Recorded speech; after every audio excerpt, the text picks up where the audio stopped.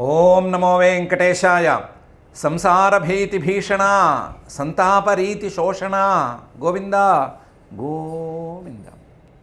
బ్రహ్మేంద్రాద్యాసురవరగణాస్త్వామపశ్యన్హి యోగ్యాః మాయాసింహం భవభయహరం తత్స్మరేయుస్తు కాలే. చర్మాక్షోహం ఖలనరః అహో దివ్యభాసా విభాసం త్వాం పశ్యేయం కిమితి దయయా దేవహృద్యేవ భాహి అని అఖిలాండకోటి బ్రహ్మాండ నాయకుడు దేవదేవుడు శ్రీ వెంకటేశ్వర స్వామి వారిని నరసింహస్వరూపంగా భావించుకుంటూ హృదయంలో భాషించమని ప్రార్థించుకుంటూ శ్రీ శుక్లవారు ఉపదేశం చేసిన శ్రీమద్భాగవతం యొక్క అధ్యయన కార్యక్రమాన్ని మనం ప్రారంభించుకుందాము. ప్రారంభంలో చదువుకోవలసిన ప్రార్థనా శ్లోకాలను చదువుకుని మంగళాచరణం చేసుకుందాం. శ్రీ గురు ప్రార్థన. గురుర్బ్రహ్మా గురుర్విష్ణుః గురుర్దేవో మహేశ్వరః గురుః సాక్షాత్ పరం బ్రహ్మ తస్మై శ్రీ గురవే నమః. శ్రీనివాస ప్రార్థన. వెంకటాద్రినివాసాయ సంకటాద్రి వినాశినే శంకరాయ చ దేవాయ శ్రీనివాసాయ తే నమః. అథ సంకల్పః అస్మాకం ఉపాత్త సమస్త దురిత క్షయ ద్వారా బుద్ధిశుద్ధ్యర్థం విద్యాభివృద్ధ్యర్థం భక్తిజ్ఞానవైరాగ్యాది తదనుకూల సర్వసంపత్సమృద్ధ్యర్థం శ్రీమత్పరమేశ్వర ప్రీత్యర్థం శ్రీమద్భాగవత పాఠం కరిష్యామహే. అస్య శ్రీమద్భాగవత స్తోత్ర మహామంత్రస్య నారద ఋషిః బృహతి ఛందః శ్రీకృష్ణః పరమాత్మా దేవతా బ్రహ్మబీజం భక్తిశక్తిః జ్ఞానవైరాగ్యే కీలకం. అస్మాకం శ్రీమద్భగవత్ప్రసాదసిద్ధ్యర్థే పాఠే వినియోగः ధ్యానం నారాయణాఖ్యనరసింహరవాభిగుప్తం వ్యాసప్రసూతశుకదేశికభీతిలుప్తం ప్రహ్లాదనారదమిథో వచనైరసుప్తం దివ్యం వనం విశత భాగవతం ప్రసృప్తం. శ్రీ గురుభ్యో నమః. ప్రహ్లాదుడు భగవంతుని చేసినటువంటి స్తుతిని మనం అధ్యయనం చేసుకోబోతున్నాం. ఈ స్తుతిలో ప్రహ్లాదుడు తనకు భగవంతుడి మీద కలిగినటువంటి భావనలన్నిటినీ చక్కగా భగవంతుడి ముందు వెలిబుచ్చుకున్నాడు. తాను ఇంతకాలం చేసినటువంటి భావనని, భగవంతుణ్ణి తాను అర్థం చేసుకున్నటువంటి రీతిని, తన గురువులు తనకు చెప్పినటువంటి విషయాలను వీటన్నిటినీ మననం చేసుకుంటూ వాటన్నిటినీ ఒక భావనామయమైన ప్రపంచంలో ఆర్డర్లో పెట్టుకుని వాటిని మాటల రూపంలో బయటికి తెచ్చుకుంటున్నాడు. దాంట్లో ముందుగా అసలు ఈ స్తుతి చేయటానికి, భగవంతుడి ముందు మాట్లాడడానికి తనకు అర్హత ఉందా లేదా అని ఒకసారి తనను తనే ప్రశ్నించుకుని, నాకు కూడా అర్హత ఉంది, నాకు కూడా ఎంతో కొంత అర్హత ఉండే ఉంటుంది అనేటువంటి ధైర్యాన్ని తెచ్చుకుని స్తుతిని ప్రారంభిస్తున్నాడు. దాంట్లో ముందుగా అంటున్నాడు శ్రీ ప్రహ్లాద ఉవాచ. బ్రహ్మాదయస్సురగణా మునయోథ సిద్ధాః సత్వైకతానగతయో వచసాం ప్రవాహైః నారాధితుం పురుగుణైరధునాపి పిప్రుః కింతోష్టుమర్హతి సమే హరిరుగ్రజాతే. లెక్క ప్రకారం నాకు యోగ్యత లేనట్లే అని అంటున్నాడు. ఎందుకంటే బ్రహ్మాదయ, బ్రహ్మ మొదలైనటువంటి వాళ్ళు, బ్రహ్మగారే ముందుగా ఉన్నటువంటి వాళ్ళు ఎవరు? సురగణాః, దేవతా గణాల వాళ్ళు. ఆ దేవతలలో ఎన్నో గణాలు ఉన్నాయి. ఆ గణాల వాళ్ళందరూ బ్రహ్మగారిని ముందుంచుకుంటేనే వాళ్ళకి భగవంతుడిని స్తుతి చేయటానికి శక్తి సరిపోలేదు. మునయః, నిరంతరం ఆ భగవంతుడి తత్వాన్ని మననం చేసేటువంటి వాళ్ళు, వాళ్ళకు కూడా శక్తి సరిగ్గా లేదు. అథ సిద్ధాః, తమ సాధనతో సిద్ధిని పొందిన వాళ్ళు, సిద్ధజాతికి చెందినటువంటి వాళ్ళు, వాళ్ళు కూడా భగవంతుడిని పరిపూర్ణంగా స్తుతి చేయలేకపోతున్నారు. వీళ్ళందరూ కూడా బ్రహ్మాదయస్సురగణాః మునయః అథ సిద్ధాః, వీళ్ళందరూ కూడా సత్వైకతానగతయః. సత్వమే, సత్వం అనేటువంటి గుణమే ప్రధానంగా పట్టుకుని ముందుకెళ్ళిన వాళ్ళు. సత్వే ఏవ అంటే సత్వం అనేటువంటి గుణంలోనే తమ యొక్క విస్తృతమైన గతిని సాధించి పెట్టుకున్న వాళ్ళు. సత్వం అనేటువంటి గుణాన్ని పట్టుకుని వేళ్లాడి వేళ్లాడి వేళ్లాడి ఆ సత్వంలోనే మునిగి ఉండటం ఎలా అనే దాంట్లో ప్రయత్నం చేసి ఎంతో కొంత సఫలమైనటువంటి వాళ్ళు. ఇంకా చెప్పాలంటే బాగా సఫలతను చెందిన వాళ్ళు సత్వైకతాన గతయ లేదా సత్వైకతాన మతయ అని ఇంకొక పాఠం. వాళ్ళ యొక్క మనస్సంతా కూడా, వాళ్ళ యొక్క బుద్ధులన్నీ, వాళ్ళ యొక్క జ్ఞానాలు, వాళ్ళ ఆలోచనలు, వాళ్ళ యొక్క స్మృతులు ఇవన్నీ కూడా సాత్విక గుణపూర్ణంగా ఉంటాయి. వేరే ఆలోచనలు వాళ్ళు చేయరు. అలాంటి వాళ్ళు సత్వైకతాన మతయ. వాళ్ళకి నోరు తెరిస్తే సరస్వతి అలా ప్రవాహంలాగా వస్తూ ఉంటుంది. వచసాం ప్రవాహై, ప్రవాహంగా వస్తూనే ఉంటుంది. అలాంటి వాళ్ళు అలాంటి మహానుభావులు వచసాం ప్రవాహై, ఆ వాక్యాల యొక్క ప్రవాహాన్ని అలా సాగిస్తూ కూడా నారాధితం పిప్రుహు, తమ వాక్యాలతో ఆయన్ని స్తుతి చేయడానికి కానీ, ఆయన్ని స్తుతి ద్వారా సంతోషపెట్టడానికి కానీ పరిపూర్ణతను సాధించలేకపోయారు. అందులోనూ పురుగుణై, వాళ్ళ వాక్యాలలో ఎన్నో గుణాలున్నాయి. వాళ్ళ యొక్క అక్షరాలు కానీ, వాళ్ళ పదాలు కానీ, వాక్యాలు కానీ, తాత్పర్యాలు కానీ, వాటి కోసం వాళ్ళు చేసేటువంటి పద ప్రయోగాలలో కానీ ఎన్నెన్నో గుణాలున్నాయి. పురుగుణై, ఇంత చేసినా సరే వచసాం ప్రవాహై, ప్రవాహంలాగా దూకేటువంటి మాటలతో కూడా ఆ స్వామిని ఆరాధించుకోలేకపోయారు. నారాధితుం పురుగుణై పిప్రుహు. అంతెందుకు, అధునాపి, ఇప్పుడు కూడా తలా ఒక శ్లోకం మాట్లాడి ఊరుకున్నారే కానీ, తలా ఒక శ్లోకం చెప్పి అమ్మో ఇంకా చెప్తే ఏమొస్తుందో ఏమవుతుందో, ఆయనకి కోపమే పెరుగుతుందో, ఉన్న కోపం ఆగుతుందో ఏమవుతుందో అని భయపడి ఆగిపోయారే కానీ, వాళ్ళు పరిపూర్ణతను సాధించి ఆయన శాంతి పొందేంతవరకు మేము స్తుతి చేస్తూనే ఉంటాము అని అనుకోలేకపోయారు. నారాధితుం పురుగుణై అధునా అపి పిప్రుహు. మరి అలాంటిది కిం తోష్టుమర్హతి సమే హరిరుగ్రజాతే, ఉగ్రంగా ఉండేటువంటి అసుర జాతిలో పుట్టిన వాడిని నేను. అలాంటి వాడిని నేను వాక్యాలతో ఏమైనా మాట్లాడడం సరిగ్గా చేత కానీ, మాటలే సరిగ్గా నేర్వని రాక్షస జాతిలో పుట్టిన నేను, అసుర జాతిలో పుట్టిన నేను ఏమైనా మాట్లాడితే ఆయనకి సంతోషం అనేది కలుగుతుందా? తోష్టుమర్హతికి, ఆయనకి నా మాటల ద్వారా సంతోషం కలుగుతుందా? బ్రహ్మాది దేవతలు పలికిన వాక్యాలే ఆయనకు సరిపోకపోతే నీచమైన రాక్షస కులంలో పుట్టిన నేను పలికిన మాటలు ఆయనకి సంతోషాన్ని కలిగిస్తాయా? ఈ లెక్కన నాకు ఆయన్ని స్తుతి చేసే అధికారం ఉందా అని భగవంతుడు ముందే తన అభిప్రాయాన్ని వెల్లడించాడు. బ్రహ్మాదయ సురగణాః మునయోథ సిద్ధాః సత్వైకతాన గతయో వచసాం ప్రవాహైః నారాధితుం పురుగుణైరధునాపి పిప్రుః కిం తోష్టుమర్హతి సమే హరిరుగ్రజాతే. ఈ స్తుతి ద్వారా భగవంతుడు సంతోషించటం అనేది స్తుతి చేసేవాడి యొక్క యోగ్యతను బట్టి ఎప్పుడూ జరగదు. స్తుతి చేసేవాడి యోగ్యత కాదు ఇక్కడ ప్రధానం, స్తుతిని అందుకునేవాడి యొక్క గొప్పతనమే ప్రధానం. ఆయన గొప్పతనం ఎలాంటిదంటే, మన్యే ధనాభిజన రూపతపశ్రుతౌజ తేజః ప్రభావ బలపౌరుష బుద్ధియోగా నారాధనాయ హి భవంతి పరస్య పుంసః భక్త్యా తుతోష భగవాన్ గజయూథమాయ అనే తీరులో ఉంది. ఆయన యొక్క గొప్పదనం దేనికి సంతోషించకపోవడం, కేవలం భక్తికి మాత్రమే సంతోషించడం అనే తీరులో ఉంది. భక్త్యా తుతోష, ఆయన కేవలం భక్తితో సంతోషిస్తాడు. భక్తితో తప్ప వేరే దానితో సంతోషించినటువంటి దాఖలాలు లేవు. భక్త్యా తుతోష. భగవాన్, ఆయనకి అన్నీ పరిపూర్ణంగా ఉన్నాయి, ఆయనకి ఐశ్వర్యం పరిపూర్ణంగా ఉంది. ఎవరో ఏదో ఇస్తేనో, ఎవరో ఏదో చెప్తేనో సంతోషించవలసినటువంటి దుర్గతిలో ఆయన ఏమీ లేడు. ఆయన భక్తికి మాత్రం సంతోషిస్తాడు. మన్యే, ఆయనకి ఏం సంతోష కారణం అని ఆలోచించగా నాకు తేలింది ఏంటంటే, ధనం ఆయనకి సంతోషాన్ని ఇవ్వదు. పోనీ అభిజనం, ఏదో గొప్ప వంశంలో పుట్టాడు అన్నంత మాత్రాన ఆయన ఏం పెద్దగా వాళ్ళని లెక్క చేయడు. రూప, వాళ్ళ యొక్క ఆకారం, వాళ్ళ యొక్క రూపం చాలా అందంగా ఉంది అంటే అస్సలు పట్టించుకోడు. తపః, తపస్సు చేసినా సరే దానికి ఫలితమైతే ఇస్తాడు, కానీ ఆ తపస్సుకి తాను లొంగిపోయి అక్కడే కూర్చుంటాడనేమీ లేదు. భక్తి లేని తపస్సుని పెద్దగా పట్టించుకోడు. భక్తి లేని తపస్సుకి ఎంత ఫలితం ఇవ్వాలో అంత ఫలితం ఇచ్చి ఊరుకుంటాడు.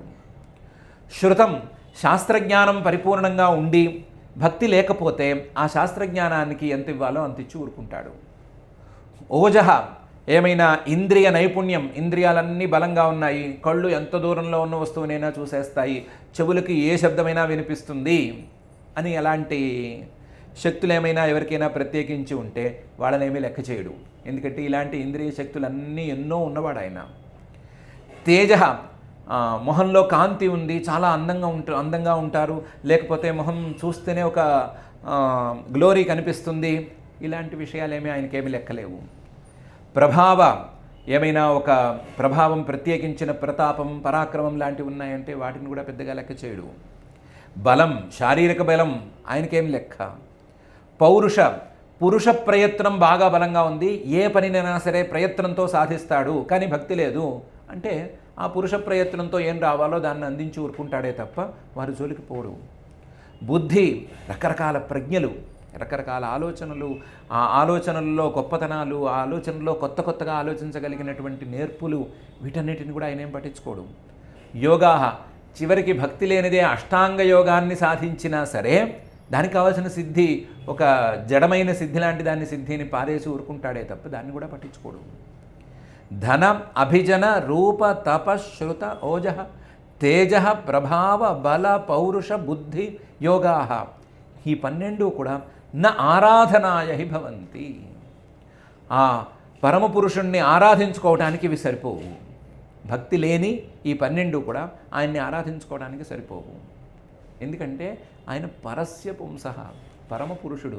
ఇవన్నీ కూడా ఆయన ముందు కనీసం అణువంత కూడా లెక్కలోకి రావు. పెద్ద అష్టాంగ యోగము, దాని యొక్క సిద్ధి, ఇవన్నీ కూడా ఆయనకి లెక్కలేవు. ఆయన సహజ సిద్ధుడు. రూపం, ఆయనకి లేని రూపం లేదు, ఆయనకి లేని ప్రభావం లేదు, ఆయనకి లేని శక్తి లేదు, అన్నీ ఆయనవే. అలాంటి పరమపురుషుడు ముందు ఇవేమీ నిలవవు.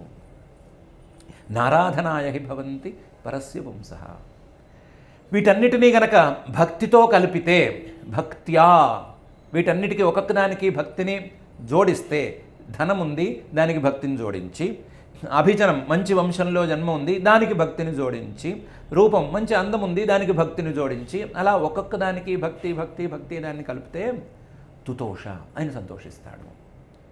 ఇవేవీ లేవు, ఈ 12 ఏవీ లేవు. ఒక డబ్బు లేదు, మొహంలో కాంతి లేదు, కళాకాంతి లేదు, మంచి వంశంలో జన్మ లేదు, ఇవేవీ లేవు. అష్టాంగ యోగం అనే మాటే లేదు, బుద్ధి లేదు, ప్రజ్ఞ లేదు, ఇంద్రియ పాఠవం లేదు, మనశ్శక్తి లేదు, ఏ ప్రభావము లేదు, కేవలం భక్తి మాత్రమే ఉంది. ఎస్, భక్త్యా తుతోష. అలాంటి వాళ్ళకు కూడా చాలా సంతోషిస్తాడు, భక్తితో సంతోషిస్తాడు. ఇవేవీ లేకుండానే భక్తితో సంతోషిస్తాడు అనటానికి దాఖలా భక్త్యా తుతోష భగవాన్ గజయూథపాయ. గజేంద్రుడికి భక్తితోనే కదా సంతోషించి అతని కష్టం నుంచి అతన్ని గట్టెక్కించాడు. గజయూథపాయ, ఒక ఏనుగుకి పెద్ద జన్మే ఉండాలి, ఏనుగుకి రూపమే ఉండాలి, ఏనుగుకి ధనమే ఉండాలి, ఏనుగుకి అష్టాంగ యోగమే ఉండాలి, ఏముంది? కానీ ఆ ఏనుగు భక్తితో ఆర్తితో పిలిస్తే వచ్చేసాడు కదా, సంతోషించి ఆ ఏనుగుని నిమిరాడు కదా, ఆ ఏనుగుకు ఉండేటువంటి కష్టాలన్నీ పోగొట్టాలని అనుకున్నాడు కదా, అందరినీ కాదని తనొక్కడే వచ్చేసాడు కదా. కాబట్టి భక్త్యా తుతోష భగవాన్ గజయూథపాయ అని సాక్ష్యం కూడా ఉంది. కాబట్టి ఆయన దేనికి సంతోషించడు, ఆయన భక్తికి సంతోషిస్తాడు. ఇది ఆయన యొక్క గొప్పదనం. కాబట్టి మనం భక్తిని ఉంచుకుంటే చాలు. మన జన్మ ఎంత నీచమైన జన్మైనా సరే, రాక్షస జన్మైనా సరే, మరొక జన్మైనా సరే, ఏ జన్మైనా సరే, భక్తి ఉంచుకుంటే చాలు, భక్తికి ఆయన సంతోషిస్తాడు. కాబట్టి ఇక్కడ స్తుతి చేసేవాడిలో గొప్పతనం అనేది లెక్కలేదు. స్తుతి చేయించుకునేటువంటి ఆయనలో ఉండేటువంటి ఆ గొప్పతనమే చాలా గొప్పది అని ప్రహ్లాదుడు అంటున్నాడు. మన్యే ధనాభిజన రూప తపశ్రుతౌజస్ తేజ ప్రభావ బల పౌరుష బుద్ధి యోగా నారాధనాయ హి భవంతి పరస్య పుంసః భక్త్యా తుతోష భగవాన్ గజయూథపాయ అని. ఇంకా ఈ శ్లోకాన్ని చాలా విస్తృతంగా మనం వ్యాఖ్యానం చేసుకోవచ్చు, సాగు తీసుకున్నట్టు ఉంటుంది. కానీ ఒక్కొక్క గుణానికి, అంటే ప్రహ్లాదుడు చెప్పినటువంటి 12లో ఒక్కొక్క దానికి ఆ శ్రీహరి సంతోషించలేదు, ఒక్కొక్క దాన్ని ఆయన లెక్క చేయలేదు అనడానికి ఒక్కొక్క ఉదాహరణ ఉండనే ఉంది. వ్యాధస్యాచరణం ధ్రువస్య చ వయః విద్యా గజేంద్రస్య కా జాతిర్విదురస్య యాదవపతే రుగ్రస్య కిం పౌరుషం కుబ్జాయా కిము తత్ర రూపమధికం కింతత్ సుదామ్నోధనం భక్త్యా తుష్యతి కేవలం పరమయా భక్తిప్రియో మాధవ అనే వాక్యాలు ఉండనే ఉన్నాయి. వాల్మీకి గారు ఆయనోడు వ్యాధ, ఆయన బోయవాడుగా మారాడు. ఆ బోయవాడుగా మారిన వాల్మీకిని ఆయన అనుగ్రహించలేదా? ధ్రువుడు చిన్నపిల్లవాడు, ఏం వయస్సు ఉంది, వయస్సును బట్టి ఆయన ఏమన్నా అనుగ్రహించాడా? గజేంద్రస్య విద్యాక, ఆ ఏనుక్కి తెలివి కానీ ఏనుక్కి విద్య కానీ ఏముండింది? కా జాతిర్విదురస్య, విదురుడు ఏ జాతికి చెందినవాడు? యాదవపతే రుగ్రస్య కిం పౌరుషం, ఉగ్రసేనుడు యాదవులకు పతి ఆయనకి ఏమాత్రం పౌరుషం ఉంది? ఆయన పెద్ద మహావీరుడేం కాడు, కంసుడి తండ్రి, ఆయన్ని అనుగ్రహించలేదా? కుబ్జాయా కిము తత్ర రూపమధికం, కుబ్జా అనే ఆవిడని అనుగ్రహించాడు. ఆవిడేమన్నా పెద్ద అందగత్తె? లేకపోతే కింతత్ సుదామ్నో ధనం, సుదాముడు అని ఈయన మిత్రుడు, కుచేలుడు అని మనం పిలుచుకుంటాము, ఆ కుచేలుడికి ధనం చాలా ఎక్కువగా ఉంది అని అతన్ని గౌరవించాడా? ఇవేమీ కావు. భక్త్యా తుష్యతి కేవలం పరమయా భక్తిప్రియో మాధవ, కేవలం భక్తితో మాత్రమే ఆయన సంతోషిస్తాడు, భక్తి తప్ప వేరే వాటిని పట్టించుకోడు అనే మాటలున్నాయి. వాటన్నిటినీ దృష్టిలో పెట్టుకుని ఆయన భక్తిని మాత్రమే లెక్క చేస్తాడు, భక్తిని తప్ప ఇంకా వేటిని పట్టించుకోడు అని ఈ శ్లోకంలో ప్రహ్లాదుడు అంటున్నాడు.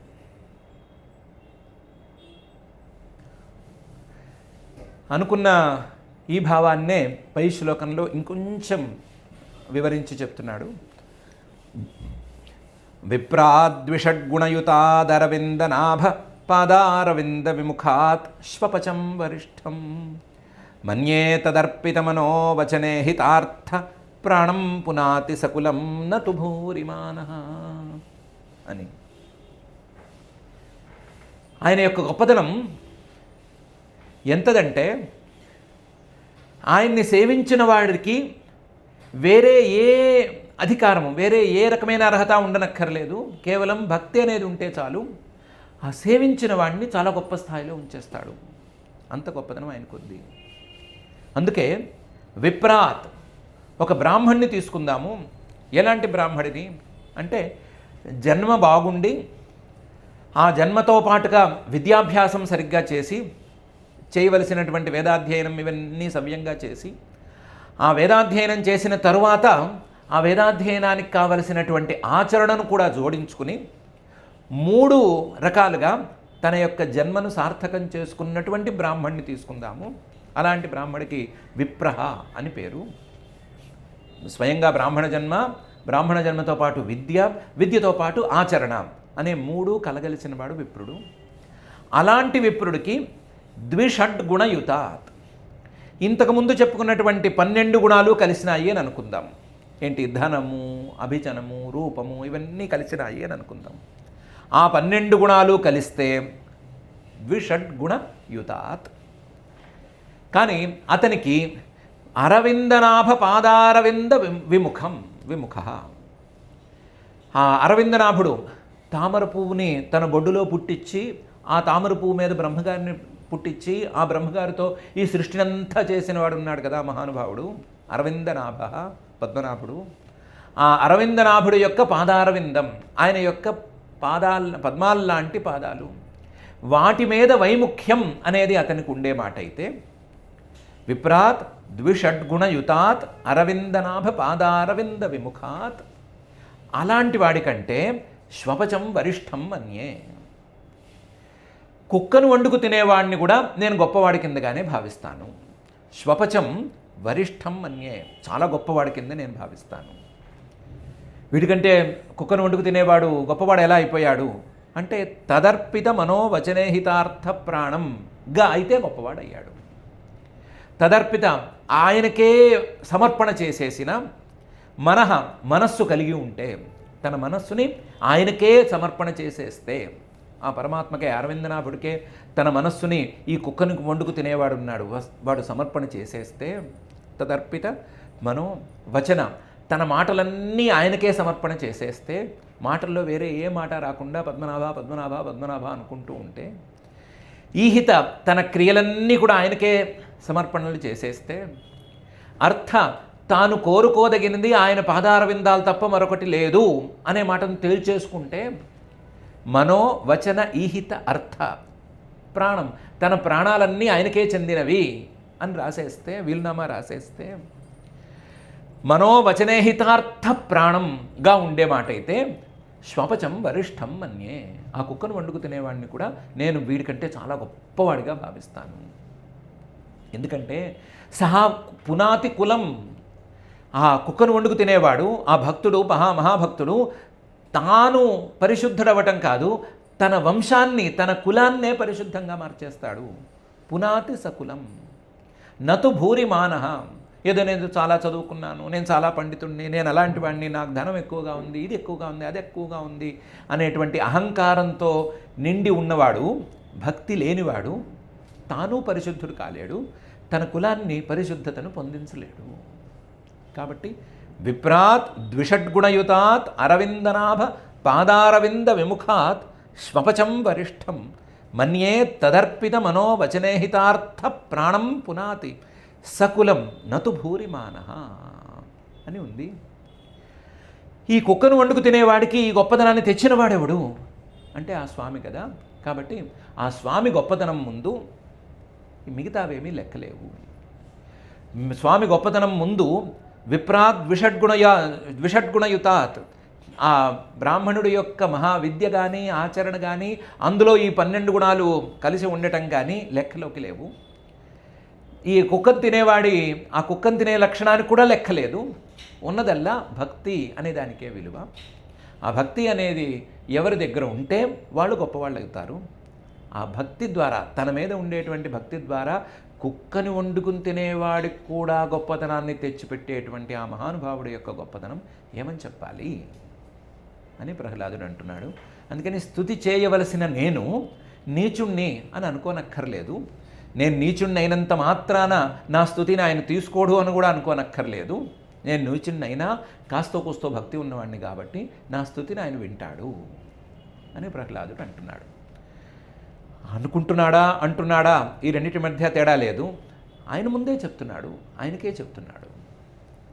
విప్రాత్ ద్విషడ్గుణయుతాద్ అరవిందనాభ పాదారవింద విముఖాత్ శ్వపచం వరిష్టం మన్యే తదర్పిత మనోవచనేహితార్థ ప్రాణం పునాతి సకులం నతు భూరిమానః అనేటువంటి ఈ శ్లోకంలో విప్రాత్ ద్విషడ్గుణయుతాత్ అనే దీనికి, ద్విషడ్గుణయుతాత్ అనే దానికి 12 గుణాలు, ఎన్నెన్ని 12 గుణాలైనా చెప్పచ్చు. సనత్సుజాతీయంలో చెప్పినటువంటి ధర్మశ్చ సత్యంచ దమస్తపశ్చ అమాత్సర్యం హ్రీహి తితిక్ష అనసూయత యజ్ఞశ్చ దానంచ ధృతి శృతంచ వ్రతాని వై 12 బ్రాహ్మణస్య అని చెప్పినటువంటి 12 వ్రతాలు తీసుకోవచ్చు.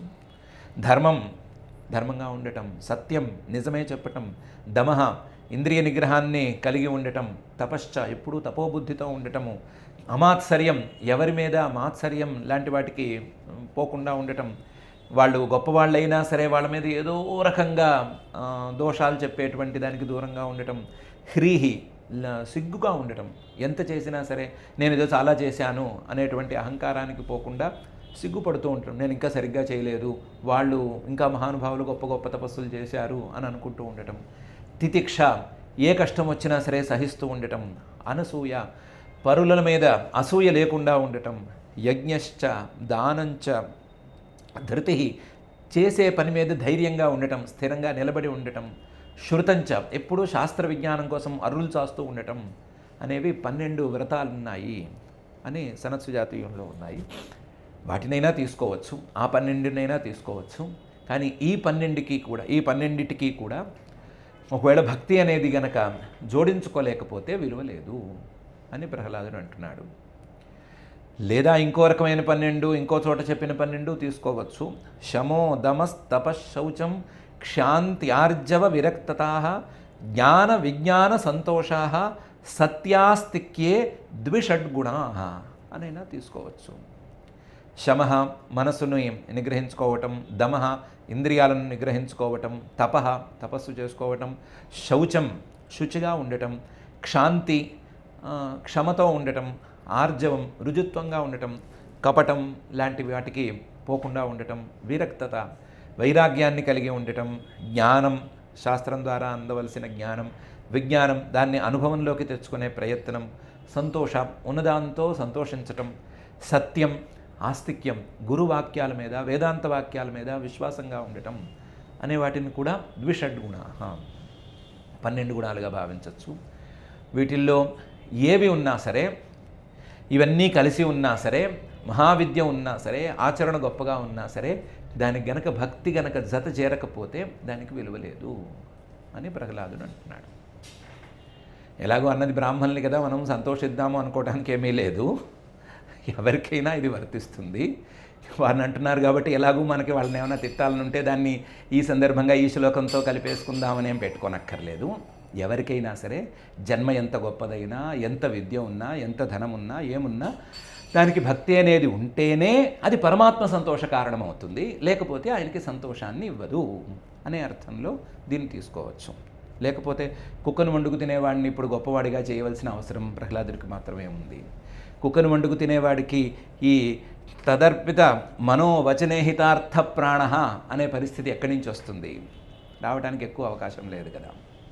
కుక్కను వండుకు తింటున్నాడు, గొప్ప జన్మ, ఈ రెండిటి మధ్య తేడా కాదు, భక్తి ఉంది లేదు అనే ఈ రెండిటి మధ్య తేడానే స్వామికి లెక్క అని ప్రహ్లాదుడి తాత్పర్యాన్ని ఈ శ్లోకం ద్వారా మనం గ్రహించుకోవచ్చు. పనిలోపని ఎలాగూ వచ్చింది, ధనమని వచ్చింది, ఏదో యజ్ఞాలు వచ్చినాయి, దానమని వచ్చింది, ఇవన్నీ వచ్చినాయి కదా. మీ దేవుడు, మీ భగవంతుడు ఏదో ఒకటి ఇస్తేనే సంతోషిస్తాడా? భక్తితో కావచ్చు, లేదా ఇంకొక దాంతో ఇంకో అభిప్రాయంతోనైనా కావచ్చు, ఏదైనా ఇస్తేనే సంతోషిస్తున్నాడు కదా. పూజ చేస్తేనే సంతోషిస్తున్నాడు కదా, లేదా ఏదైనా ఒక పువ్వు తీసుకొచ్చి పెడితేనే సంతోషిస్తున్నాడు కదా, నైవేద్యం పెడితేనే సంతోషిస్తున్నాడు కదా, వస్త్రం కడితేనే సంతోషిస్తున్నాడు కదా. ఏదో ఒకటి ఇస్తేనే సంతోషించేవాడు మీ భగవంతుడు ఎలా అవుతాడు? ఏదో ఒకటి ఇస్తేనే సంతోషించేవాడు సామాన్య మానవుడి కంటే గొప్పవాడు ఎలా అవుతాడు అని రకరకాల ప్రశ్నలు రకరకాల దారులలో వేస్తూనే ఉంటారు. దీనికి చిలవలు పలవలు కల్పించే వాళ్ళు కూడా ఉన్నారు, దీన్ని చాలా గొప్ప ప్రశ్న అని భావించే వాళ్ళు కూడా ఉన్నారు. అనాదిగా ఉన్నటువంటి ప్రశ్న ఇది, కొత్తగా ఎవరు వేయటం లేదు, కొత్తగా ఈ ప్రశ్నను వేసే అవకాశం ఏం లేదు. అనాదిగా ఉండేటువంటి ప్రశ్న. మీ భగవంతుడికి, భగవంతుడు అంటే పడనివాడి ప్రశ్న, మీ భగవంతుడికి ఏదైనా ఇస్తేనే ప్రేమ, లేదా ఏదైనా ఇస్తేనే భక్తి ఉన్నట్లా అనే ప్రశ్న.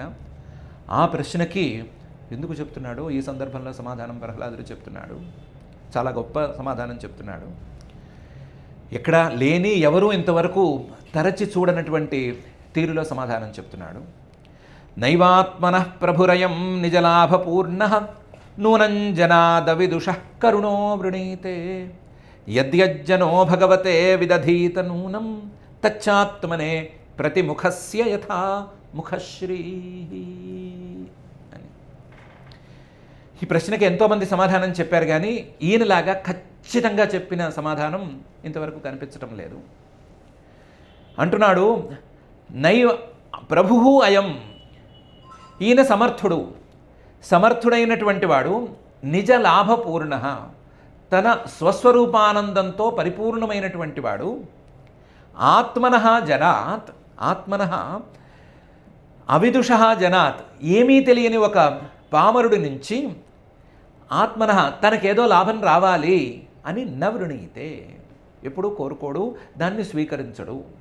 తనకేదో కావాలి అని తెలియని వ్యక్తుల నుంచి, పామరుల నుంచి, తనకంటే తక్కువ స్థాయిలో ఉన్న వాళ్ళ నుంచి ఏదో తీసుకోవాలి అని అనుకోడు. జనాత్ అవిదుషః నవృణీతే, కానీ తీసుకుంటాడు. ఎందుకు తీసుకుంటాడు? కరుణో వృణీతే, వాళ్ళ మీద దయతో తీసుకుంటాడు. వాళ్ళ మీద ఏం దయ? వాళ్ళ మీద దయ అనేది ఎందుకు అవుతుంది? తీసుకుని వాళ్ళకి ఫలితం ఇచ్చేస్తే అది వ్యాపారం కిందకే వస్తుంది కదా. అంటే కరుణో వృణీతే యద్యజ్జనో భగవతే విదధీత నూనం, తనకున్న ఏ వస్తువునైనా సరే, ఏ వ్యక్తి అయినా సరే భగవంతుడికి సమర్పిస్తే, యద్యత్ జనో విదధీత భగవతే, భగవంతుడికి తన దగ్గరున్న ఏ వస్తువైనా, పువ్వో పండో కాయో తినే తిండో లేదా కట్టుకునే వస్త్రమో ఏదో ఒకటి తన దగ్గర ఉన్నది కనుక ఆయనకి సమర్పిస్తే నూనం తచ్చ ఆత్మనే, అది భగవంతుడికి చెందదు, తనకే చెందుతుంది. ఎందుకంటే భగవంతుడనేవాడు తన యొక్క రూపం. ఇది నాది అని అనుకుని కదా భగవంతుడికి సమర్పిస్తున్నాడు. నాది కానిది పక్కవాడి సొమ్ము, అత్త సొమ్ము అల్లుడు దానం చేసినట్టు దానం చేయలేడు కదా భగవంతుడికి. ఇది నాది అని అనుకుంటే ఆ నాది అనేది నిజం అవ్వటానికి ఆ భగవంతుడికి సమర్పణ చేయటం అనేది సరిపోతుంది. ఎలా అంటే ప్రతిముఖస్య యథా ముఖశ్రీ. ఒక అద్దంలో ప్రతిబింబం బాగుండాలి అంటే అద్దంలో కనిపించేటువంటి ప్రతిబింబానికి ఏమైనా బొట్టు పెడతామా, లేదా బుగ్గం చుక్క పెడతామా, లేదా దానికి పౌడర్ పోస్తామా? పోయాం కదా.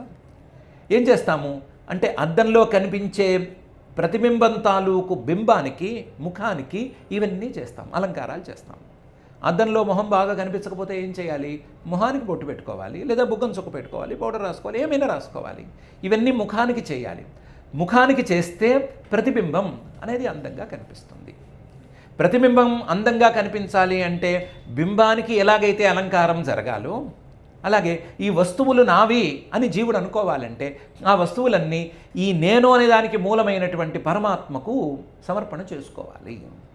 అలా చేసుకోవటానికి వీలుగా ఈ వస్తువులు ఇతనివి అనేటువంటి తీర్మానం చేయటానికి వీలుగా ఆయన దాన్ని వృణీతే అంగీకరిస్తున్నాడు. ఎస్, నువ్వు నాకే సమర్పించావు, నాకే సమర్పించుకోవటం ద్వారా నీదిగా దీన్ని చేసుకున్నావు అని చెప్తున్నాడు అని ప్రహ్లాదుడు ఈ శ్లోకంలో అంటున్నాడు. నైవాత్మనః ప్రభురయం నిజలాభపూర్ణః నూనం జనాదవిదుషః కరుణో వృణీతే యద్యజ్జనో భగవతే విదధీత నూనం తచ్చాత్మనే ప్రతిముఖస్య యథా ముఖశ్రీః.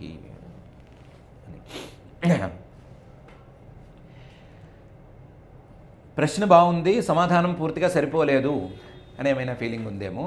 సమాధానం పూర్తిగా సరిపోలేదు అని ఒక్కొక్క పదం మళ్ళీ చూసుకుంటూ వద్దాము. ప్రభువు ఈయన సమర్థుడు కదా, భగవంతుడు అనేవాడు సమర్థుడు కదా. తీసుకుని ఎవరైనా ఏమైనా ఇస్తే తీసుకుని వాళ్ళకి ఎంత తీసుకుంటే అంతే ఇస్తున్నాడా? లేదా ఇచ్చే వ్యక్తి అయినా సరే నేను ఎంత ఇస్తున్నానో భగవంతుడికి, భగవంతుడు నాకు అంతే తిరిగిస్తే చాలు అని అనుకుని ఇస్తున్నాడా? లేదు కదా. నేను భగవంతుడికి కొంత ఇస్తే భగవంతుడు నాకు మొత్తం సమస్తం ఇచ్చేయాలి అనుకునే కదా వ్యక్తి అనుకుంటున్నాడు. ఇచ్చే భగవంతుడు కూడా అలాగే ఇస్తున్నాడు కదా. మొత్తం తనకి ఇచ్చిన దానికంటే కూడా ఎక్కువ ఇవ్వగలిగినటువంటి సమర్థుడు భగవంతుడు. ఈ తక్కువ వ్యక్తి గురించి తీసుకోవాల్సిన అవసరం ఏముంది? తనకున్నదేదో తానే అనుభవించవచ్చు కదా. మహాకోటీశ్వరుడు ఎవరో రోడ్డు మీద వెళుతుంటే వాళ్ళ దగ్గర నుంచి ₹1 అడిగి తీసుకుని వాళ్ళకి ఏదో ₹1,00,000 ఇవ్వాల్సిన అవసరం ఏముంది? దానికి విలువేముంటుంది? కాబట్టి ప్రభువు సమర్థుడు కాబట్టి ఇదేమి ఇలాంటి వ్యాపారం కాదు అని తేలిపోతోంది. ఆ పదంతోనే మొత్తం తేలిపోతోంది. ఇంకా లోతుకు వెళ్ళి చూస్తే నిజలాభపూర్ణ, ఒక వస్తువుని గనక తీసుకుంటే దానివల్ల ఏం ఫలితం కావాలి అంటే జీవుల యొక్క స్వభావం ప్రకారం వస్తువు ద్వారా ఆనందం కలగాలి. ఆ ఆనందం, ఆ వస్తువుల ద్వారా వచ్చే ఆనందం కంటే కూడా కోట్ల రెట్ల పెద్ద అయినటువంటి ఆనందం, స్వస్వరూపానందం ఆయన దగ్గర సమృద్ధిగా ఉంది కదా. నిజ లాభపూర్ణ, తన యొక్క స్వస్వరూపానందం ఆయనకి పరిపూర్ణంగా లభించి ఉన్నప్పుడు ఈ చిన్న చిన్న వస్తువుల ద్వారా వచ్చేటువంటి ఆనందాలు, చిన్న చిన్న ఆనందాలు ఆయనకి ఎందుకు? ఒక సముద్రమే కొనుక్కుని అట్టు పెట్టుకున్నప్పుడు, ఒక సముద్రానికే ఓనర్గా ఉన్నప్పుడు కొన్ని నీటి బిందువుల కోసం, తుంపర్ల కోసం వెంపర్లాడవలసిన అవసరం ఆయనకేముంది? పోనీ జీవుల్లాగా ఆ స్వస్వరూపానందం ఆయనకి ఏమైనా తెలియదా? కాదు కదా. పూర్ణ, ఆయనకి పూర్తిగా తెలుసు, ఆయన మీద అజ్ఞానం అనేది పనిచేయదు, ఆయన పూర్తిగా స్వస్వలాభ తుష్ట ఉన్నాడు కదా. కాబట్టి ఇలాంటి వాడు వస్తువుల్ని ఎవరైనా ఇస్తే తీసుకుంటున్నాడు అంటే ఆనందం కోసం అనే మాట మాత్రం లేదు కదా. కాబట్టి అవిదుష జనాత్, ఈ స్వస్వరూపానందం అనేది తెలుసుకోలేని, స్వస్వరూపానందం నాకు ఉంది అని తెలుసుకోలేని ఒక మనిషి ఉంటే ఆ జీవుడి దగ్గర నుంచి తీసుకోవాల్సిన అవసరం ఆయనకేమీ లేదు. నవృణీతే, తీసుకోడు. ఇది తెలియనిది జీవుడికి. స్వస్వరూపానందం ఈ వస్తువుల ద్వారా వచ్చే ఆనందం కంటే పెద్దది అని తెలియనిది జీవుడికి, ఆయనకు కాదు. ఆయనకి బాగా తెలుసు. కాబట్టి ఆయన అందుకోసం నవృణీతే. ఎందుకు వృణీతే? కరుణో వృణీతే. కరుణతో తీసుకుంటున్నాడు. వీడు నాకు సమర్పిస్తున్నాడు, వీడిది కానిది అన్నీ నాకు సమర్పిస్తున్నాడు, నేను వీడిదిగా చేస్తాను అని అనుకుని కరుణతో తీసుకుంటున్నాడు. వాడికి యోగ్యతను ఆపాదించడానికి తీసుకుంటున్నాడు, వాడిని అనుగ్రహించడానికి తీసుకుంటున్నాడు. వ్యావహారిక భాషలో చెప్పుకున్నా, తాత్విక భాషలో చెప్పుకున్నా, ఏం చెప్పుకున్నా సరే కరుణో వృణీతే. దాన్ని యద్యజ్జనో భగవతే విదధీత న్యూనం తచ్చాత్మనే అనే వాక్యంతో సరిగా అర్థం చేసుకోవచ్చు. యద్యజ్జనో భగవతే విదధీత. మనకేమైనా తిండి ఉంది, మనమే తినేసే కంటే, బొక్కేసే కంటే ఆ భగవంతుడికి సమర్పించి తింటే ఆ సమర్పించినటువంటి వస్తువు మనదైపోతుంది. యద్యజ్జనో విదధీత భగవతే తత్ నూనం ఆత్మనే భవతి. ఏమైనా కొత్త బట్టలు కట్టుకుంటే దేవుడి పటానికి కనీసం ఆనించైనా కట్టుకోమని చెప్తారు కదా పెద్దలు. ఎందుకు అంటే మనది అనుకుని కదా మనం కట్టుకుంటున్నాము. మనది అనుకునేటువంటి దాన్ని ఆయనకి కనుక సమర్పిస్తే అది మనదైపోతుంది. తచ్చ ఆత్మనే. ఎందుకంటే నాది అనేదానికి మూలం, నేను అనేదానికి మూలం ఆయనే కాబట్టి ఆయనకి సమర్పించినటువంటి ఆ వస్తువు మనది అనేది ఖచ్చితంగా అవుతుంది. దానికి దృష్టాంతం ప్రతిముఖస్య యథా ముఖశ్రీ అనేటువంటి దృష్టాంతం. ప్రతిబింబానికి చేయవలసినటువంటి అలంకారం బింబానికి చేయాలి. ప్రతిబింబానికి సాక్షాత్తుగా ఎవరు అలంకారం చేయలేరు. అలాగే జీవుడికి ఏ వస్తువు చెందదు, జీవుడికి ఫలానా వస్తువు వీడిది అని చెప్పడానికి ఎక్కువ అవకాశాలు లేవు. ప్రతిబింబం లాంటివాడు జీవుడు. కాబట్టి జీవుడిదే వస్తువు అవ్వాలి అంటే ఆ వస్తువు పరమాత్మకు చెందిందై ఉండాలి అని ఈ శ్లోకంలో అంటున్నాడు. అసలు ఈ శ్లోకం తాలూకు డెప్త్ అర్థం అవ్వాలి అంటే, ప్రహ్లాదుడు ఏం మాట మాట్లాడుతున్నాడు అంటే అని తెలియాలి అంటే మనం ఇంకొంచెం కూడా ముందుకెళ్ళాలి.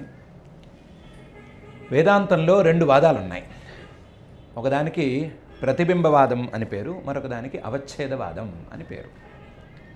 వాదం అంటే మనం తెలుగులో వాడుకునే వాదన అనే అర్థంలో పదం అని భ్రమించకూడదు, అలా భ్రమపడకూడదు. వాదం అంటే జీవుడికి పరమాత్మకి సంబంధాన్ని తెలియజెప్పేందుకు ఉదాహరణలుగా 2 వాదాలని తీసుకున్నారు. అందులో ఒకటి అవచ్ఛేదవాదం. దాని గురించి విస్తృతంగా మనం ఇంకొక సందర్భంలో చెప్పుకోవచ్చు. అది ఎలా ఉంటుందంటే, పరమాత్మ అనేవాడు వ్యాపకుడు, అన్నిటా ఉండేటువంటి వాడు. ఆయనకి ఈ శరీరం అనేటువంటి ఈ చిన్న ఖాళీలో, లేదా మనస్సు, లేదా ఈ శరీరానికి సంబంధించిన ఈ వస్తువులు, వీటిల్లో ఓ చిన్నపాటి కటింగ్ లాంటి పరిస్థితి ఏర్పడుతుంది. దాన్ని అవచ్ఛేద అని పిలుస్తారు. వ్యాపకంగా ఉండవలసినటువంటి పరమాత్మ, వ్యాపకంగా ఉండవలసినటువంటి ఆత్మతత్వం ఏ శరీరానికి ఆ శరీరం కట్టయిపోయినట్టు అయిపోతుంది అని చెప్పేటువంటి వాదం. ఉదాహరణకి మనం ఆకాశాన్ని తీసుకుంటే, ఆకాశం అనేది అనంతం, దానికేమీ కొలత లేదు. కానీ దాని చుట్టూ గనక గోడలు కడితే మధ్యలో ఖాళీ అనేది చతురస్రమైన ఖాళీ వచ్చేస్తుంది, లేదా రెక్టాంగిల్ ఖాళీ వస్తుంది, లేదా ఒక గోడ అనేది ఉంటే ఖాళీ జాగా అనేది వస్తుంది.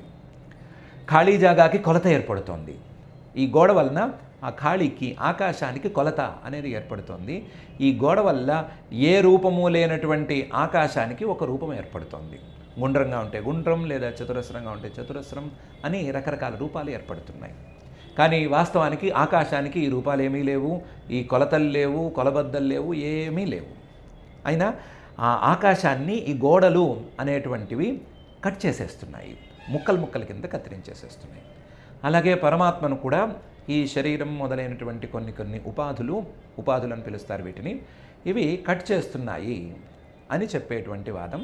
ఇది అవచ్ఛేదవాదం అనే వాదం. ఈ వాదం, దీని గురించి మరొక సందర్భంలో మనం విస్తృతంగా తెలుసుకుందాం. 2వ వాదం ప్రతిబింబవాదం అనే వాదం.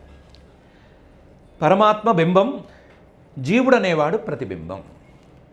పరమాత్మ యొక్క ప్రతిబింబం జీవుడు. అయితే ప్రతిబింబం ఎక్కడ కలుగుతోంది అంటే మనస్సు అనేటువంటి స్వచ్ఛమైన వస్తువులో కలుగుతోంది.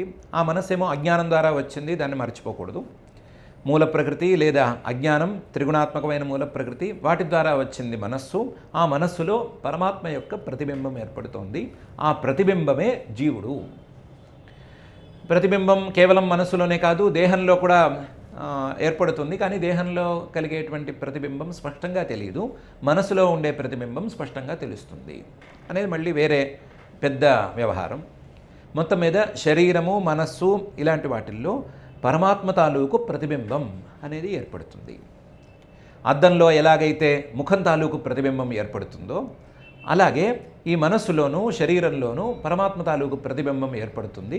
ఆ ఏర్పడినటువంటి ప్రతిబింబానికి జీవుడు అని పేరు, బింబానికి ఈశ్వరుడు లేదా పరమాత్మ అని పేరు. రెండు రకాలుగానే ఉంది. ప్రతిబింబానికి జీవుడు అని పేరు అనేది ప్రతిబింబవాదం యొక్క ప్రాథమికమైనటువంటి అంశం.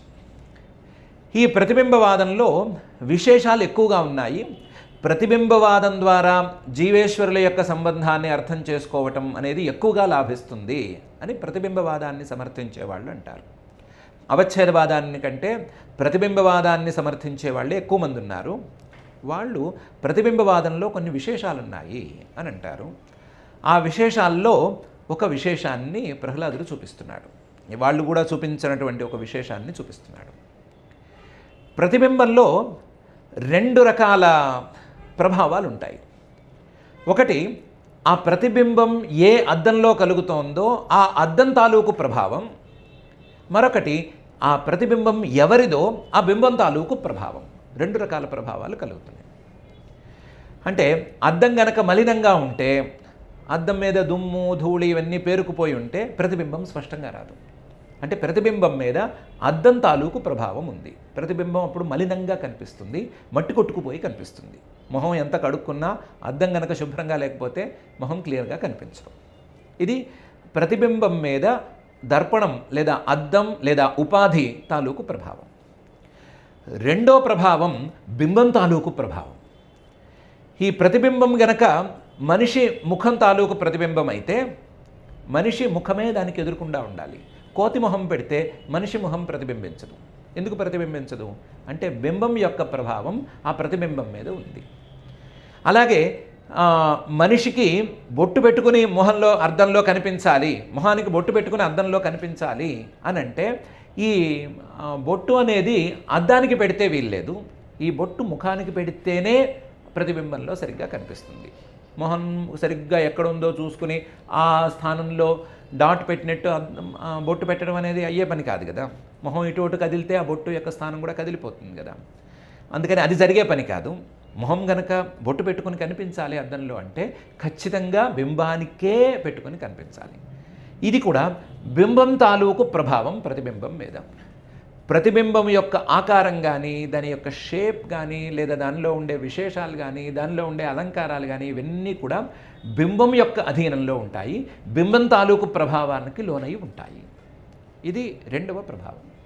ఈ రెండు ప్రభావాలు ప్రతిబింబం మీద ఉన్నాయి. ఈ రెండు ప్రభావాలలో ప్రహ్లాదుడు బింబం తాలూకు ప్రభావం అనే అంశాన్ని చూడమని చెప్తున్నాడు. బింబం తాలూకు ప్రభావం గనక చూస్తే యద్యజ్జనో భగవతే విదధీత నూనం తచ్చ ఆత్మనే ప్రతిముఖస్య యథాముఖశ్రీ. ప్రతిబింబం అనేది ఎంతవరకు ఉంది? ఆ ఉపాధి అంటే దర్పణం ఉన్నంత వరకు ఉంది, అద్దం ఉన్నంత వరకు ప్రతిబింబం కనిపించింది. అద్దం తీసేస్తే ప్రతిబింబం లేదు. మనస్సుని తీసేస్తే లేదా మనస్సుకు మూలంగా ఉండే అజ్ఞానం దాన్ని తొలగిస్తే ప్రతిబింబం అనే దాని యొక్క ఉనికి లేదు. ప్రతిబింబం కాస్త బింబంలో కలిసిపోయింది. ఒకవేళ గనక ప్రతిబింబానికి ఏమైనా మనం చేయాలి అని అనుకుంటే ప్రతిబింబానికి చేస్తే ఉపయోగమే లేదు. అసలు ఆ ఆలోచనే అక్కర్లేదు. ప్రతిబింబానికి ఏం చేయనక్కర్లేదు. చేయవలసిందల్లా బింబానికి చేయాలి. ఇందాకే అనుకున్నాం కదా, మొహం గనక అందంగా కనిపించాలి అంటే ఏం చేయాలి? ప్రతిబింబం అద్దంలో అందంగా కనిపించాలంటే ఏం చేయాలంటే మొహం కడుక్కు రావాలి. అంతే తప్ప అద్దం కడుగుతూ కూర్చున్నా ఆ ప్రతిబింబాన్ని ఏదో చేయాలని అనుకున్నా జరిగే పని కాదు కదా. అలాగే ఇక్కడ కూడా ఏం చేసినా సరే బింబానికి చేయాలి. ఎందుకంటే ప్రతిబింబానికి చేయలేము. ప్రతిబింబానికి చేసినా ఉపయోగం ఉండదు. బింబానికి అంటే పరమాత్మ చైతన్యానికి చేయాలి. ఆ పరమాత్మకి అందుకనే ప్రతి వస్తువుని పరమాత్మకి సమర్పించాలి. పరమాత్మకి సమర్పిస్తే ప్రతిబింబంలా ఉండేటువంటి జీవుడికి అది చెందుతుంది. ఎందుకంటే జీవుడికి చెందడం, ప్రతిబింబానికి బొట్టు పెట్టడం అనేది జరగని పని కాబట్టి బొట్టు పెట్టేదేదో బింబానికే పెట్టాలి. ప్రతిబింబానికి జీవుడికి ఇది ఫలానా వస్తువు చెందింది అని చెప్పలేం కాబట్టి ఆ వస్తువులన్నీ తీసుకొచ్చి పరమాత్మకు సమర్పిస్తే ఆ పరమాత్మ ద్వారా ప్రతిబింబమైనటువంటి ఈ జీవుడికి చెందుతాయి. ప్రతిముఖస్య యథా ముఖశ్రీ. కాబట్టి జీవుడు నాది అని అనుకోవాలి అంటే, ప్రతిబింబంలాగా ఉండేటువంటి జీవుడు ఇది నాది అని అనుకోవాలి అంటే అది పరమాత్మకు చెందిందే ఉండాలి, పరమాత్మకు చేర్చిందే ఉండాలి అని ప్రహ్లాదుడు చెప్తున్నాడు. దీని ద్వారా ప్రతిబింబాన్ని నేను అని జీవుడు అర్థం చేసుకుంటే, ప్రతిబింబాన్ని నేనైతే బింబం ఎవరు అని వెతికితే తనకు బింబంగా ఉపయోగించేటువంటి పరమాత్మ కూడా స్పష్టంగా కనిపిస్తాడు అనేటువంటి సూచన కూడా చేస్తున్నాడు. ఆ సూచన చేస్తూ అసలు ఏ జీవుడు తనది అనుకుని వస్తువుని ఎవరికీ సమర్పించనక్కర్లేదు. జీవుడనేవాడి యొక్క ఉనికే ప్రశ్నార్థకంగా ఉంది. ఇలాంటప్పుడు తనది అనేది అవ్వదు. ఒకవేళ అవ్వాలి అంటే అది పరమాత్మకు చెందిందే ఉండాలి. తనది అవ్వాలి అనటానికి వీలుగా ఈ పని చేసుకోవాలే కానీ ఆ పరమాత్మకు సమర్పించాలి అని కానీ, పరమాత్మకు ఏదో లాభం చేయాలి అని కానీ ఆయన కోసం ఏమీ చేయనక్కర్లేదు అని తేల్చేస్తున్నాడు. ఇందులో చాలా ఇంకా అంశాలను గురించి మనం చర్చించుకోవచ్చు. ప్రతిబింబం తాలూకు స్వభావం ఏంటి, బింబం తాలూకు స్వభావం ఏంటి, ప్రతిబింబం ఎలా వచ్చింది, బింబం ఎలా ఉంది, ఇలాంటి విషయాలన్నీ ఈ శ్లోకాన్నే పట్టుకుని చూసుకోవచ్చు. బింబం నిజలాభపూర్ణ ప్రభు అలా ఉంది. ప్రతిబింబం అది ఎక్కడి నుంచి వచ్చింది, అద్దం లాంటి మనసులోంచి వచ్చింది. మనసు ఎక్కడి నుంచి వచ్చింది, అజ్ఞానంలోంచి వచ్చింది. కాబట్టి అవిదుష, అజ్ఞానం ద్వారా వచ్చిన మనసులో ప్రతిబింబించినటువంటి ప్రతిబింబం అది. కాబట్టి దాని తలకాయ నిండా కూడా అజ్ఞానానికి సంబంధించిన వ్యవహారాలే ఉంటాయి. ఆ ప్రభావాలే ఎక్కువ పనిచేస్తూ ఉంటాయి. ఈ నిజలాభపూర్ణత్వం కానీ సమర్థత్వం కానీ ఇవేమీ ప్రతిబింబంలో జీవుల్లో ఉండటానికి వీల్లేదు. కాబట్టి ఈ ప్రతిబింబంగా ఉండేటువంటి జీవుడు బింబాన్ని చూసుకుని ఆ బింబానికి తగ్గట్లుగా తనను తాను తెలుసుకోవటం, అవిదుష అజ్ఞానాన్ని పోగొట్టుకోవటం అనే తీరులో వెళ్ళాలే కానీ ఆయన మీద ఏదో ప్రశ్నలు వేసేసి ఆయనకి నేను సమర్పిస్తే కానీ ఆయన నన్ను అనుగ్రహించడా అనేటువంటి తీరులో వెళ్ళకూడదు అనేటువంటి అభిప్రాయాలను కూడా చాలా చక్కగా వెల్లడిస్తున్నాడు. నైవాత్మన ప్రభురయం నిజలాభపూర్ణ నూనం జనాదవిదుష కరుణో వృణీతే యద్యజ్జనో భగవతే విదధీత నూనం తచ్చాత్మనే ప్రతిముఖస్య యథాముఖశ్రీ అనేటువంటి ఈ శ్లోకంలో తస్మాత్ అహం విగత విక్లవ ఈశ్వరస్య సర్వాత్మనా మహి గృణామి యథామనీషం నీచోజయా గుణ విసర్గమనుప్రవిష్ట పూయేత ఏన హి పుమాన్ అనువర్ణితేనా అని అంటున్నాడు. ఇంతవరకు 4 శ్లోకాల్లో ఆయనకి యోగ్యత అనేది ఏమీ అక్కర్లేదు. ఆయనకు ఉండవలసిన యోగ్యత, ఆయనకు కావలసిన యోగ్యత కేవలం భక్తి మాత్రమే అని చెప్పుకున్నాం కదా. ఆయనకి వేరే ఏమీ అక్కర్లేదు, భక్తి ఉంటే సంతోషిస్తాడు అని చెప్పుకున్నాం కదా. అందువల్ల తస్మాత్ అహం నేను ప్రహ్లాదుడు అనేటువంటి నేను విగత విక్లవ, ఏ రకమైన సందేహాన్ని మనసులో ఉంచుకోను. నేను చేస్తే ఆయన సంతోషిస్తాడా, నేను స్తుతి చేస్తే పట్టించుకుంటాడా, బ్రహ్మగారు స్తుతి చేస్తేనే పట్టించుకోలేదు, అసలు బ్రహ్మగారే ఒక శ్లోకం మించి పెద్దగా చెప్పలేకపోయాడు అనే సందేహాలనేం ఉంచుకోను, ఏ భయము పెట్టుకోను. విగత విక్లవ ఈశ్వరస్య మహి, ఆ పరమేశ్వరుడి యొక్క మహిమను సర్వాత్మనా గృణామి, నాకు తెలిసినంతలో లేదా ఆయన యొక్క మహిమ ఎంత ఉందో అంతని నా మాటల్లో నేను చెప్పేస్తాను. సర్వాత్మన, నా భావం మొత్తం దానిలో ఉంచేసి ఆయన మహిమని నేను చెప్పేస్తాను. యథామనీషం, నా బుద్ధికి ఎంత తోస్తే అంత చేస్తాను, అంత చెప్తాను. బ్రహ్మగారి బుద్ధి చాలా గొప్పదవ్వచ్చు, లేదా ఇంకొకరి బుద్ధి చాలా గొప్పదవ్వచ్చు, వాళ్ళ స్థాయిలో నన్ను నేను పోల్చుకోను. సర్వాత్మనా మహి గృణామి యథామనీషం, నాకెంత బుద్ధి ఉందో, నాకెంత శక్తి ఉందో ఆ శక్తి మేరకు, ఆ సామర్థ్యం మేరకు నేను చెప్పేస్తాను. నీచ, నాకు తెలుసు నా జన్మ అసుర జన్మ, అజయా గుణ విసర్గమను ప్రవిష్ట. అసలు నీచ అనేది చాలా చిన్న మాట, ఈ అసుర జాతిలో జన్మ అనేది చాలా చిన్న మాట. అజయ, ఆ మాయతో గుణ విసర్గమను ప్రవిష్ట, ఆ మాయ తాలూకు గుణాలేవో సృష్టి చేస్తే ఆ సృష్టిలో కొన్ని కాళ్ళు చేతులు కలిసి శరీరాలుగా మారితే ఆ శరీరాల్లోకి దూరిన వాడిని నేను. ఇంతకుముందు వేరు శరీరాల్లో దూరినాను, ఇప్పుడు ఈ శరీరంలోకి దూరిన వాడిని. ఈ కాన్సెప్ట్ ముందు, ఈ పాయింట్ ముందు నా జన్మ అనేదానికి అసలు లెక్కే లేదు. మాయ ద్వారా వచ్చిన గుణాల ద్వారా కలిగినటువంటి శరీరాల్లోకి ప్రవేశించాను అనే మాట వచ్చేస్తే అది ఆసుర జన్మ, ఇంకో మనుష్య జన్మ, దేవతా జన్మ అనే తేడా రానే రాదు. ఏదైనా సరే జన్మ జన్మే అన్నట్లుంటుంది. అలాంటి వాడిని కాబట్టి నీచోజయా గుణ విసర్గమనుప్రవిష్ట, నేను ఖచ్చితంగా మహి గృణామి యథామనీషం, ఆయన యొక్క మహిమానాన్ని, ఆయన యొక్క గొప్పతనాన్ని నేను వర్ణిస్తాను. ఎందుకు వర్ణిస్తాను అంటే, నీచ ఎంతటి నీచుడైనా, అజయా గుణమనుప్రవిష్ట, ఈ మాయతో కూడినటువంటి గుణాల ద్వారా వచ్చిన శరీరంలోకి ప్రవేశించినటువంటి ఏ జీవుడైనా సరే, ఏన అనువర్ణితైన, ఆయన యొక్క గొప్పదనాన్ని వర్ణిస్తే పుమాన్ పూయేత, శుద్ధుడవుతాడు, పవిత్రమవుతాడు. ఆ మాయ ద్వారా వచ్చినటువంటి జన్మల్లో కలిగేటువంటి దోషాలను పోగొట్టుకోగలుగుతాడు. అదే పోతే గనక ఈ జన్మ ద్వారా వచ్చినటువంటి నీచ జన్మల ద్వారా వచ్చినటువంటి దోషాలను పోగొట్టుకోవటంలో ఆశ్చర్యమే లేదు. కాబట్టి నీచోపి అజయా గుణ విసర్గమను ప్రవిష్టోపి పుమాన్ పూయేత, శుద్ధి అవుతాడు. అలాంటి శుద్ధి చేసేటువంటి అనువర్ణనాన్ని నేను కూడా చక్కగా చేస్తాను. చేసి నా బుద్ధి ప్రకారం చేసి నేను కూడా పరిశుద్ధుణ్ణి అవుతాను అని ప్రహ్లాదుడు అన్నాడు. తస్మాదహం విగత విక్లవ ఈశ్వరస్య సర్వాత్మనా మహిగృణామి యథామనీషం నీచోజయా గుణ విసర్గమనుప్రవిష్ట పూయేత ఏనహి పుమాన్ అనువర్ణితేన అనేటువంటి ఈ శ్లోకంలో ప్రహ్లాదుడి యొక్క యోగ్యత, ఆయన యొక్క గొప్పదనం అసలు ఈ 5 శ్లోకాల్లో సరిగ్గా రాలేదు.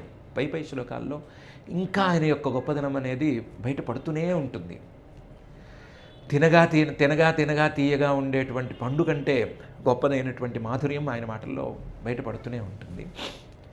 యోగ్యత అనేదాన్ని ఆయన నిర్ణయించిన తీరు చాలా గొప్పగా ఉంది. యోగ్యత అనేది వేరే ఏమీ కాదు, భక్తి మాత్రమే అని ఆయన వర్ణించిన తీరు బాగుంది. భగవంతుడిని ఆయన అర్థం చేసుకున్న తీరు చాలా గొప్పగా ఉంది. భగవంతుడికి సమర్పణ చేయటం అనేదాన్ని ఆయన వర్ణించిన తీరు బహు గొప్పగా ఉంది. భగవంతుడికి సమర్పణ చేయటం అంటే అసలు నేనెవరు అని అర్థం చేసుకోవటం అని ఆయన చెప్పటం అనేది అసలు ఊహించను అశక్యంగా ఉంది. అలాంటి గొప్ప మాటలు ఇవి. ఈ రోజుకి 10 శ్లోకాలైనా కనీసం అవ్వకపోతాయా అని అనుకుంటే 5 శ్లోకాలకే ఆగిపోతుంది. ఇంకా కూడా ముందుకు వెళ్ళాలని ఉంది, కానీ ఆయన యొక్క గొప్పతనము, ఆయన యొక్క యోగ్యత దీన్ని తలుచుకుంటే మాత్రం చాలా మనసంతా ఏదో నిండిపోతోంది, ఏదో భావంతో నిండిపోతోంది. అందువల్ల దీన్ని ఇక్కడికి ఆపుకుందాము. ఆయన మాటల్లోని తాత్పర్యాన్ని 2 రకాలుగా మనం గ్రహిద్దాము. ఒకటి, ఏ వ్యక్తికి యోగ్యత అనేది లేదు, ఏ వ్యక్తికి విలువ అనేది లేదు. ఆ వ్యక్తికి భక్తి అనేది ఉంటేనే విలువ. భక్తి అనేది లేకపోతే ఏ వ్యక్తికైనా సరే, ఏమున్నా సరే విలువ లేదు అనేది ఒక పాయింట్. రెండో పాయింట్, భగవంతుడికి ఎవరూ ఏమీ ఇవ్వనక్కర్లేదు. భగవంతుడికి ఎవరూ ఏదో ఇచ్చి తిరిగి పొందటం అనేది జరిగే పని కాదు. భగవంతుడు ఒకవేళ ఇస్తే పుచ్చుకుంటున్నాడు అంటే అది కేవలం మనది అని నిర్ణయించడానికి, అసలు మనకంటూ రూపం ఏముంది అనే విషయం మీద మనకు ఆలోచన కలిగించడానికి పుచ్చుకుంటున్నాడు అనే విషయం తెలుసుకోవాలి. తెలుసుకుని పై మాట మాట్లాడుకోవాలి అనేటువంటి విషయం. ఈ 2 విషయాల్ని మనం ప్రధానంగా అర్థం చేసుకుందాం. అర్థం చేసుకుని భక్తి అనేటువంటి యోగ్యతను సాధించడానికి, భగవంతుడి తత్వాన్ని అందుకోవటానికి మనల్ని మనం సమాయత్తం చేసుకుందాం. అలా సమాయత్తం చేసుకోవటానికి ప్రహ్లాదుడి ఈ వాక్యాలు, పై వాక్యాలు వీటన్నిటినీ సోపానాలుగా మనం వాడుకుందాం. మనకి అలాంటి అపూర్వమైన యోగ్యతను ప్రసాదించి మన జన్మల్ని సార్థకం చేయవలసిందిగా ఆ అఖిలాండకోటి బ్రహ్మాండ నాయకుడు దేవదేవుడు శ్రీ వెంకటేశ్వర స్వామి వారిని భక్తిగా ప్రార్థించుకుందాం.